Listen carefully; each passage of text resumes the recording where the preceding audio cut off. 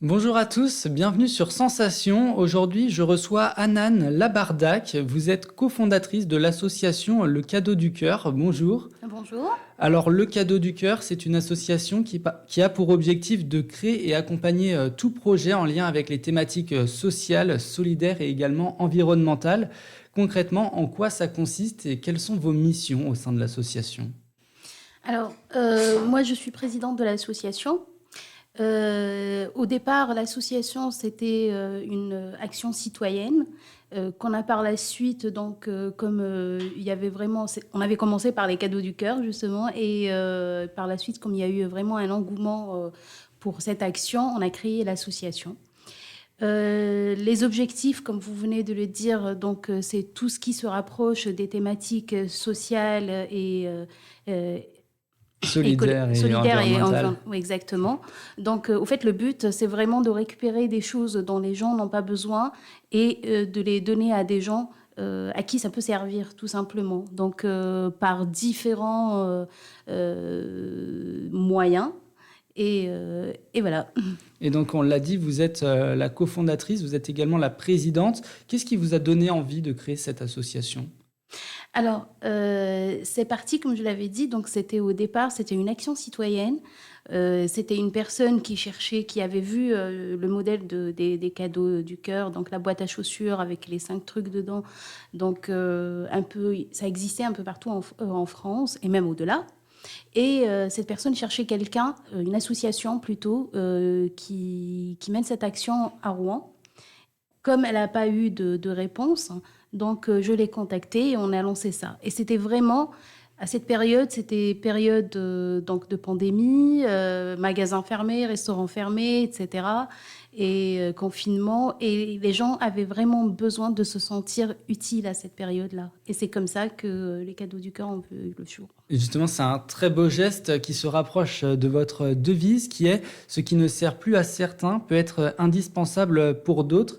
Est-ce qu'on parle ici de tout objet? Est-ce que ça peut être des vêtements, des jouets, peut-être même de la nourriture? Alors, au fait, déjà, nos actions ne sont, c'est pas toute l'année. C'est des périodes où on lance des collectes. Et puis, en général, avant de lancer une collecte, on consulte les associations et les centres d'hébergement avec lesquels on travaille. Et selon leurs besoins, on lance une collecte. Par exemple, là, les cadeaux, c'est la période de fin d'année. Et après, tout au long de l'année, donc ça dépend de leurs besoins. Cette année, on avait fait en 2022, pardon, le mois entre mars et mai, on avait fait un kit pour prendre soin de toi. C'était des produits d'hygiène parce que le besoin à ce moment-là, c'était des produits d'hygiène. L'année d'avant, on avait fait les chaussettes solidaires parce qu'il y avait un besoin de chaussettes et de sous-vêtements à cette période-là. Donc, ça dépend vraiment, qu'est-ce qu'on collecte, ça dépend vraiment des besoins de l'association à un moment X. Et donc, justement, vous l'aviez évoqué, depuis 2020, vous organisez à chaque fin d'année une collecte de boîtes de Noël à travers toute la Seine-Maritime. Est-ce que vous pouvez nous expliquer comment est-ce que ça fonctionne? Alors, d'ailleurs, que ce soit pour les cadeaux du cœur ou pour les autres collectes, c'est un petit peu le même principe. Donc, on a des points de collecte un petit peu partout en Seine-Maritime et les gens vont regarder ce qu'ils ont chez eux, les choses dont ils n'ont pas besoin et dont nous, on en a besoin pour les distribuer. Et ils vont déposer donc ces choses-là donc, au niveau des points collecte.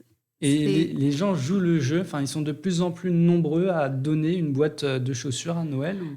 Euh, oui, tout à fait. Alors, on a eu un énorme succès en 2020, c'est ça? Et l'année d'après, bah pareil. Et puis à chaque collecte, les gens ils sont présents, ils sont là.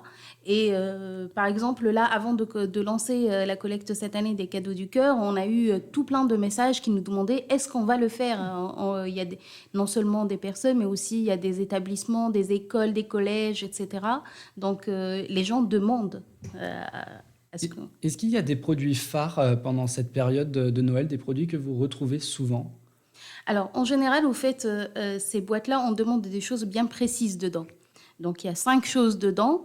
Il y a un truc bon, donc ça peut être du chocolat, des gâteaux, etc., quelque chose de festif. Il y a un truc chaud, Donc, ça peut être un bonnet, des gants, une écharpe. Il y a un loisir, donc un livre, un jeu, des places de cinéma, pourquoi pas, et un produit d'hygiène. Et puis, un mot doux, une petite carte, une petite lettre qu'on va adresser à la personne. Donc, dans nos boîtes, on veut avoir ces 5 choses pour qu'il y ait une équité, pour que tout le monde ait plus ou moins la même chose. Après, celui qui veut rajouter d'autres choses dedans, par exemple, pour quelqu'un qui est dans la rue, une lampe torche ou voilà, ce genre de choses, oui. Et donc, comment vous sélectionnez les familles qui reçoivent cette boîte à chaussures? Est-ce qu'elles font partie de l'association ou pas? Alors, on a quelques bénéficiaires parce qu'en dehors des collectes, on fait d'autres activités aussi. On a, entre 2 collectes, on va dire, on organise aussi ce qu'on appelle les balades de l'amitié. Donc, c'est des sorties pour des personnes isolées. Et donc, on a un petit groupe. Mais au-delà de ce petit groupe, parce que les quantités sont quand même assez importantes,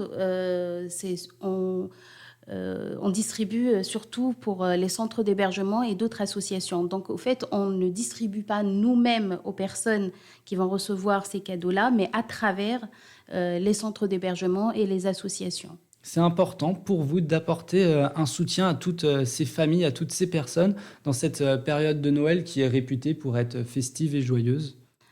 Oui, c'est très important parce que en général, ces fêtes de fin d'année, c'est des fêtes qu'on passe en famille. Et il faut savoir que la majorité des personnes qui reçoivent ces cadeaux-là, c'est des personnes isolées. Donc, que quelqu'un a pensé à eux et a confectionné lui-même donc cette boîte cadeau, c'est un geste qui n'a pas de prix, au fait. Et cette action de collecte de boîtes de Noël, elle a lieu en ce moment, c'est jusqu'au 30 novembre. En tout, il y a 27 points de collecte en Seine-Maritime dans des établissements à la fois publics et privés. Votre réseau, il continue de se développer depuis 3 ans. Oui, tout à fait. Alors, on avait certains points collecte qu'on n'a plus, et puis on a d'autres points collecte qui sont nouveaux. Chaque année, on a de nouveaux points collecte, on a de nouveaux partenaires en général, que ce soit pour les points collecte ou les associations et puis les centres d'hébergement auxquels on distribue, des établissements qui participent, qui font des collectes à leur niveau et qui déposent par la suite dans les points collecte. Donc oui, ça se développe. Comment vous les choisissez, ces points de collecte? Est-ce qu'il faut qu'il y en ait un peu partout sur le territoire ou vous fixez, enfin, vous allez vraiment à l'endroit où les gens vont, où il y a une grande partie de la population? Alors, oui, c'est bien d'avoir un petit peu partout et ne pas tout concentrer en un seul endroit. Au départ, quand on a commencé, on visait pas de toute la Seine-Maritime, on visait que Rouen, il faut dire ce qu'il en est. Mais c'est les gens qui demandaient, au fait. Donc, alors pour être point collecte, il suffit d'être un endroit ouvert au public, d'avoir un endroit pour stocker les boîtes et puis pouvoir ramener les boîtes à la fin de la collecte. C'est les seules Et donc, conditions, en fait. justement, après la collecte, il y a tout un tri à avoir.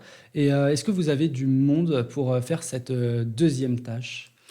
Eh ben justement, on a lancé hier donc un appel au bénévolat. Donc ceux qui veulent nous aider dans notre atelier du Père Noël, ils peuvent regarder sur notre page Facebook où il y a un lien pour s'inscrire sur le créneau et la date qui convient à la personne. Vous avez évoqué que le fait que votre association avait plusieurs périodes dans l'année de collecte. Est-ce que Noël, ça représente la plus grosse de toutes, la plus importante? Oui, sans aucun doute. Il y a Oui, beaucoup de parce que monde. c'est la période où déjà en général on se fait des cadeaux, hein, c'est la période des cadeaux, donc voilà. C'est la période où ça tombe aussi avec l'hiver, donc les personnes qui sont sans abri, c'est là où ils ont le plus besoin d'aide aussi. Donc même s'ils ont besoin d'aide pendant toute l'année, mais c'est vrai que cette période-là est quand même assez particulière. Donc oui, on a plus De de monde. retour par rapport à cette période-là. Et très rapidement, quel est l'objectif derrière ce geste? C'est de recevoir un retour, de voir des gens heureux? C'est redonner un petit peu d'espoir aux gens, de redonner le sourire, oui.